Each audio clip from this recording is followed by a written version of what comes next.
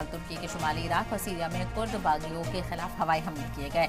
Iraq में कुछ दिन पहले ही एक हमले में 12 तुर्की फौजियों की मौत हो गई थी, जिसके जवाब में तुर्की ने ये हमले किए हैं। तुर्की की वजारत दिफा के मुताबिक इन हवाई हमलों में कम से कम 26 बागी हलाक हुए हैं।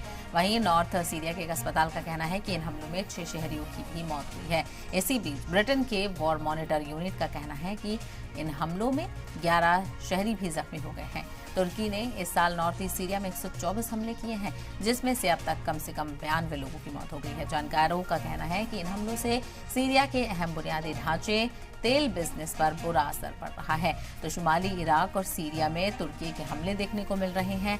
कुर्द बागियों के खिलाफ हवाई हमले किए जा रहे हैं और हवाई हमलों में कम से कम 26 बागी हलाक हो चुके हैं। तुर्की का कहना है इराक में कुछ दिन पहले ही 12 तुर्की फौजियों की मौत हुई थी और तुर्की ने इस साल नॉर्थ ईस्ट सीरिया में 124 हमले किए हैं। तो एक तरफ रूस यूक्रेन जंग है, इजराइल हमास जंग है, तो दूसरी तरफ एक अलग ही टेंशन इराक सीरिया में देखने को मिल रही है और तुर्की में के साथ यहाँ पर मुकाबला है। तो शुमाली इराक और सीरिया में तुर्की की तरफ से हमले किए जा रहे हैं और यहाँ पर जो सीधा असर है वो तेल बिजनेस पर पड़ रहा है, क्योंकि ये ऑयल रिच कंट्रीज हैं और ऐसे में इन हमलों से जो नुकसान है वो मईशत को बड़े पैमाने पर हो रहा है। كنا قاعدين بالبيت نغزل شعر بنات وشفت ضربة، سمعنا ضربة كنا نغزل شعر بنات سمعنا الضربة قامت رج البيت رج।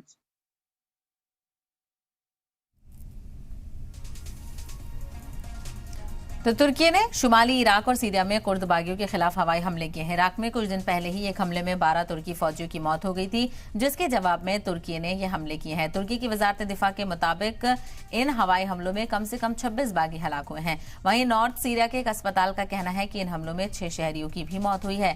इसी बीच ब्रिटेन के वॉर मॉनिटर यूनिट का कहना है कि हमलों में 11 शहरी जख्मी हो गए हैं। तुर्की ने इस साल नॉर्थ ईस्ट सीरिया में 124 हमले किए हैं, जिसमें अब तक कम से कम 92 लोगों की मौत हो गई है। जानकारों का कहना है कि इन हमलों से सीरिया के अहम बुनियादी ढांचे, तेल बिजनेस पर बुरा असर पड़ रहा है। तो तेल बिजनेस यहाँ पर बड़े पैमाने पर मुतासिर हो रहा है, क्योंकि ऑयल रिच ये इलाके हैं और ऐसे में अब इन बमबारियों की वजह से, इन हमलों की वजह से जो नुकसान है वो बिजनेस पर भी यहाँ पर हो रहा है और इस बिजनेस की वजह से जो और इलाके हैं, जो और कंट्रीज के साथ बिजनेस है, उस पर भी यहाँ पर असर देखने को मिलेगा। तो यहाँ पर हमले किए जा रहे हैं, तुर्की की तरफ से ये हमले किए जा रहे हैं और इन हमलों के नतीजे में क्या कुछ यहाँ पर एक नई जंग की शुरुआत हो रही है, ये देखना बेहद अहम होगा और इसी को लेकर जानकारी भी हासिल करेंगे। लेकिन फिलहाल आप तस्वीरें भी देख रहे हैं किस तरह से हमलों में नुकसान यहाँ पर हो रहा है।